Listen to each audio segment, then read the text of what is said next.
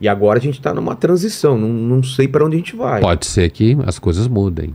De fato, a gente não sabe. Ninguém sabe para onde o mundo está indo, né? Quem diz que sabe está mentindo. Exatamente. Mas a gente tá falando de inteligência.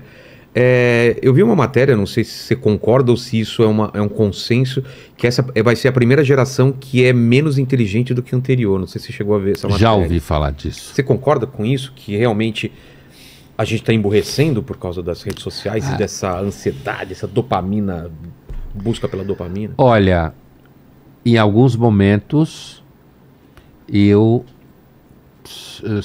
tenho uma certa tentação a achar que essa hipótese está certa. Vem das redes sociais, com certeza. Eu tenho uma certa sensação que essa hipótese pode estar certa. Mas pensando estritamente como filósofo, pensando a partir de referências, como a gente chama, epistemológicas, ou seja, parâmetros de pensamento científico e de hipóteses razoáveis, consistentes e testagem de hipóteses, ou seja, uma porrada de coisa que existe na filosofia da ciência, o que a gente pode dizer é que uma hipótese como essa não pode ser confirmada a partir de experimentos. Não dá para confirmar. Como você comprova? Não tem como medir isso. Você não tem como dizer que, sei lá, um Zé Mané que vivia lá no interior do Império Romano, certo?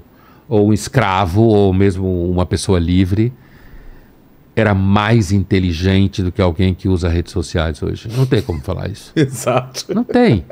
Então, agora, quando a gente vê muita merda que se fala, né?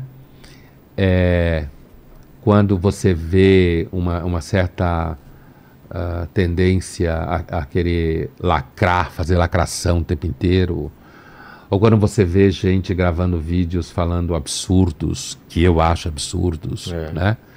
Então a tentação de achar que a gente está ficando mais burro ou mais estúpido é grande. Mas eu acho que não dá para afirmar isso. É porque antigamente você não tinha um microfone na boca de cada Exatamente pessoa, né? isso. Existiam as pessoas estúpidas, mas elas ficavam no canto delas, você nem tomava conhecimento delas, né? Justamente porque o silêncio é uma manta que protege a estupidez.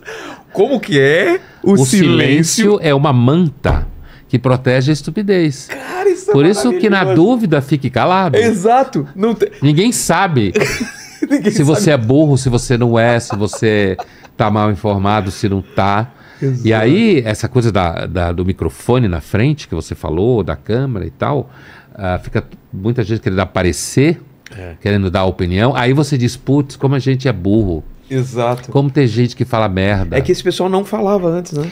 Ficava quieto. Sabe o Nelson Rodrigues, que é um autor que eu gosto muito, o Nelson falava que a hoje democracia... iria ser canceladíssimo, né? Hoje... Imagina ele Tava falando... preso. Tava preso, né?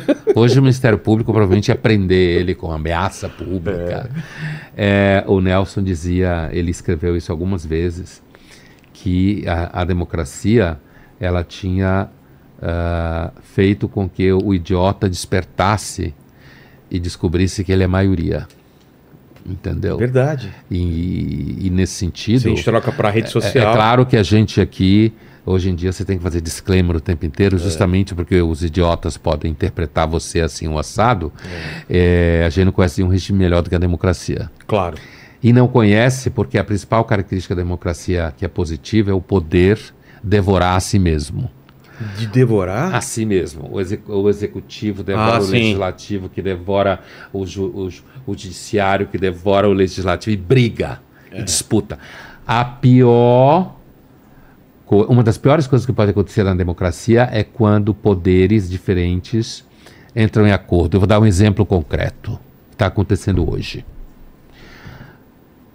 O presidente Lula pretende indicar o seu advogado pessoal, Zanin, para o STF. Exato. O Bolsonaro indicou um terrivelmente evangélico, como ele falava, que é o Mendonça, que está lá, e agora o Lula indica um terrivelmente lulista, certo? Um candidato ao STF tem que passar por uma sabatina no Senado, porque o Senado é o grande freio e contrapeso do Supremo Tribunal. Exato. Porque se o Senado não exerce a função de contrapeso em relação ao Supremo Tribunal, ele ganha muito. Ele cresce demais, ele fica descontrolado e todo poder sem freio e contrapeso degenera. Total. É uma questão de tempo.